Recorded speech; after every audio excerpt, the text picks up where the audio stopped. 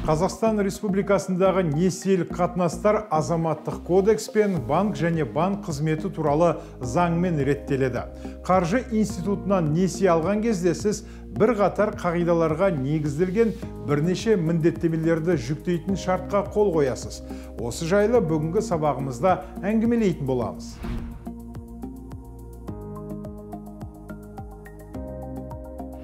Несиелеудің қағидаттары келесіні айқын көрсетеді. Несиені өтеу, жеделдік, ақылылық, қамтамасыз етілуі және несиені мақсатты пайдалану. Осы ұғымдардың әрқайсысы нені білдіреді және неге мұны білу маңызды? Талдап көрейік. Бірінші қағидат несиені өтеу.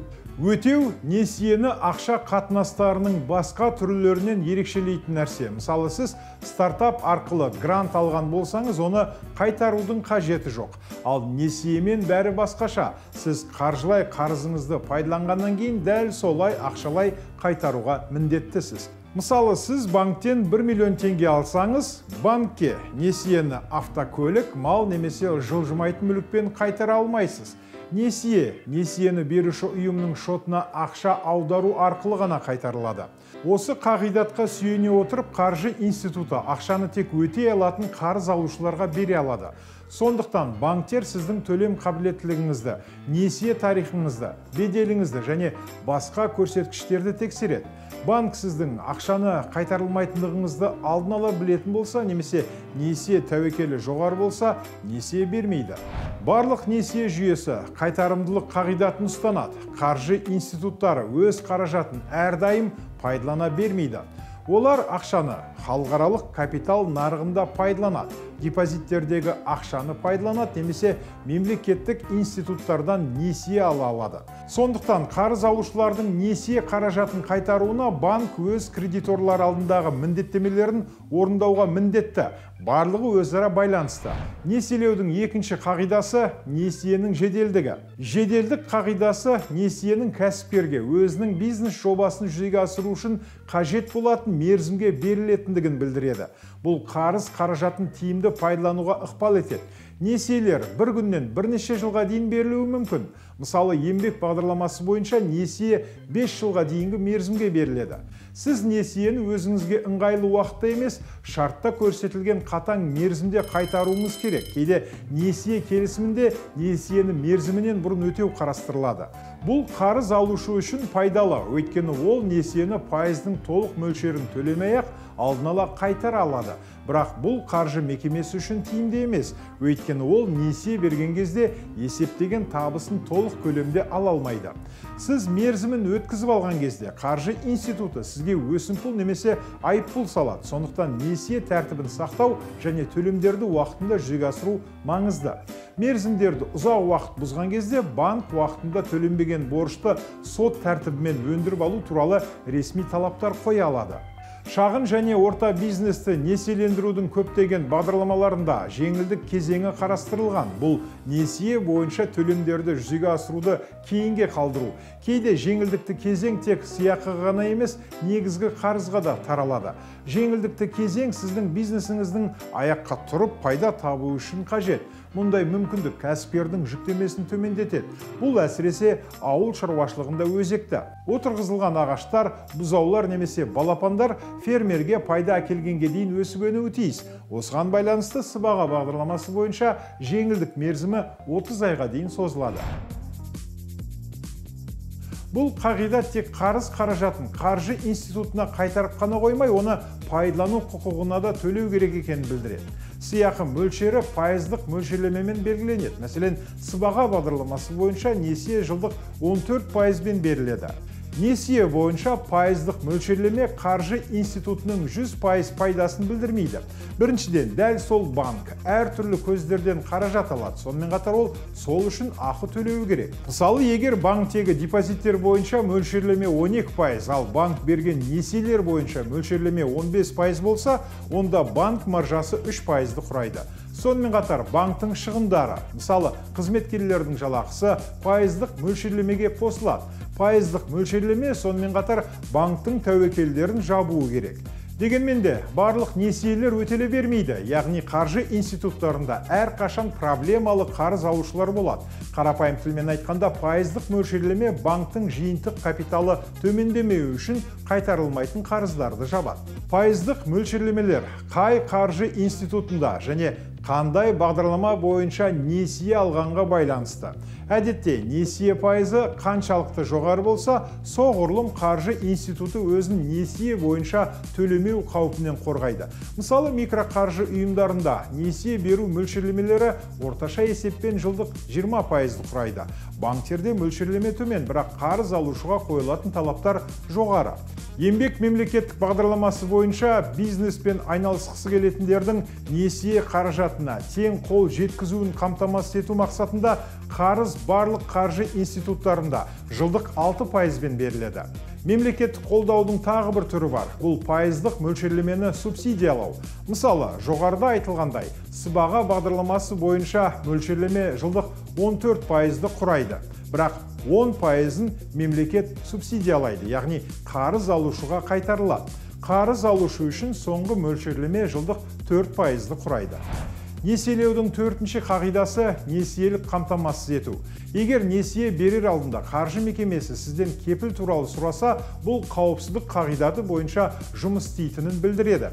Қарыз алушы ұзақ уақыт қарызын төлей алмай, несиені қайтармаса, банк сату үшін кепілдікке қойылған үй, көлік немесе жерді алып қояды. Есіңізде болса, біз өтеу қағидасы туралы айтқан кезде алынған ақшаны ақшамен қайтару керек деген болатынбыз. Яғни банкке кепіл мүлкінің өзі қажет емес. Банк сіздің үйіңізді кепілге алған кезде ол оның өтімділігін қарайды. Яғни ол өз шығындарын жабу үшін несие ретінде берілген сомаға оны сата алады ма, жоқ па, әуелі сол жағын бағамдайды. Осы себептен де өтімділік коэффициенті ұғымы пайда болған. Бұл күрделі механизм, бірақ оның мағынасы қарапайым. Кепілді сату мүмкіндігі көп болған сайын өтімділік коэффициенті соғұрлым жоғары. Мысалы, банктер Байбұлақ кентіндегі үйге қарағанда Алматы қаласындағы үйді кепілдікке алғанды жөн көреді. Екі үйдің де құны бірдей болуы мүмкін, мысалы 5 миллион теңге, бірақ 0,8 коэффициенті бар Алматы үйінің кепілімен банк 4 миллион теңге, ал 0,5 коэффициенті бар ауылдық үйге 2,5 миллион теңге ғана береді. Себебі үлкен қаладағы үйді сату оңай. Кейде несиені қамтамасыз ету үшін кепілдік қойылады. Мысалы, сіз ісін жаңа бастаған кәсіпкерсіз. Несие серіктестігінде немесе микроқаржы ұйымында еңбек бағдарламасы бойынша несие алдыңыз делік. Несие сомасы 4 миллион теңге. Сізде несие сомасының 85% мөлшерінде ауыл шаруашылығын қаржылай қолдау қоры кепілдігін алу мүмкіндігі бар. Яғни сіз 4 миллион теңгенің 15%-ын жабатын кепілдіктерді немесе 600 мың теңге тапсаңыз жеткілікті. Бұл кепілдік мүлік жетіспеген жағдайда пайдалануға болатын ыңғайлы қолдаушы құрал. Несиелеудің 5-ші қағидаты несиені мақсатты пайдалану. Шағын қысқа мерзімді қарыздарды қоспағанда кез келген несие мақсатты болуы тиіс.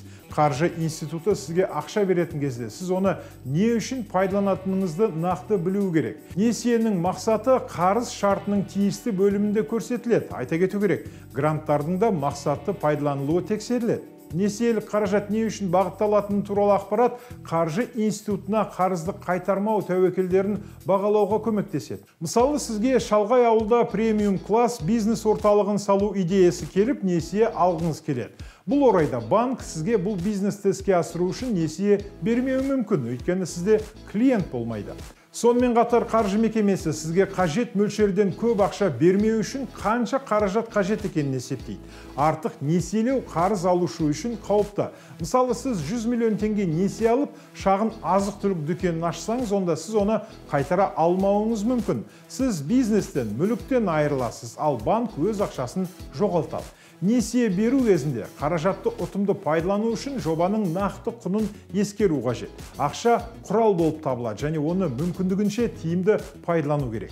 Қаржы институттары несиенің мақсатты пайдаланылуын тексереді. Целевое использование проверяется в зависимости от, опять же, как в рамочном соглашении договора займа написано, сколько в течение какого времени нужно подтвердить. Если этот срок, он приезжает обычно к нам, либо если он не приезжает, мы сами звоним, да, мониторим, как он реализует свой проект, как он покупает, сколько голов условно скота купил, сколько товара купил, когда докупит, когда товар придет в условии договора. Если все соблюдается, нормально, он приходит к нам, приносит документы. мы закрываем целевое использование и выезжаем, как правило, на проект. Если, допустим, это основные средства он покупал, да, там, допустим, или построил, мы выезжаем, смотрим. Ну, причем мы можем выезжать, если это стройка, мы можем выезжать поэтапно. Допустим, там фундамент построил, поднял, да, потом стены, потом чистователь, мы можем это мониторить. Осылайша сіз мал сатып алуға несие алып, жаңа Land Cruiser сатып ала алмайсыз, немесе қызыңызға қыз ұзату тойын ұйымдастырып бере алмайсыз. Бұл факт міндетті түрде анықталады. Содан кейін заң бойынша жауап беруге тура келеді. Әдетте мұндай жағдайларда қаржы институты айыппұл салады және несиені мерзімінен бұрын жабуды талап етеді. Для банка, если смотреть юридически правильно, да, у него в договорах обычно займа пишется, допустим, приобретение, допустим, трактора такой-то, такой-то модели, такой-то марки, такого-то года выпуска. Но бывают ли такие случаи, что приходят заемщики и говорят, ну вот этой модели не было, а была другая модель. Но она вот по схожим характеристикам все такая же, цена такая же, но она другая. В принципе, такие заявки мы рассматриваем, выносим проект на уполномоченный орган и говорим, если мы обосновываем и говорим, что это, извините, он такие же функции выполняет, да, этот, условно, там, комбайн. Тот выполнял такие функции, этот выполняет, цена одна, условно. Либо он говорит, я купил его чуть дороже на ваши деньги, а за счет своих денег я добавил. По сути, мы это целевое использование принимаем. Қорытындылайық, сіз алатын кез келген несие бүгінгі сабақта айтқан 5 қағидатқа негізделген. Несие алу бұл үлкен жауапкершілік. Өйткені оны қажетті мақсаттарға бағыттап, қаражатты пайыздармен уақытында қайтару маңызды. Екінші жағынан, несие бұл өз ісіңді ашу үшін жылдар бойы ақша жинамай-ақ, дәл қазір бастауға болатын мүмкіндік. Оның үстіне мемлекет жеңілдетілген несие беру бағдарламаларын және ісін жаңа бастаған кәсіпкерлерді қолдаудың басқа да көптеген құралдарын жасауда. Осы құралдарды қолданыңыз және өз өміріңізге иелік етіңіз. Біздің сабағымыз сіздерге пайдалы болды деп үміттенеміз және барлық бастамаларыңызға сәттілік тілейміз.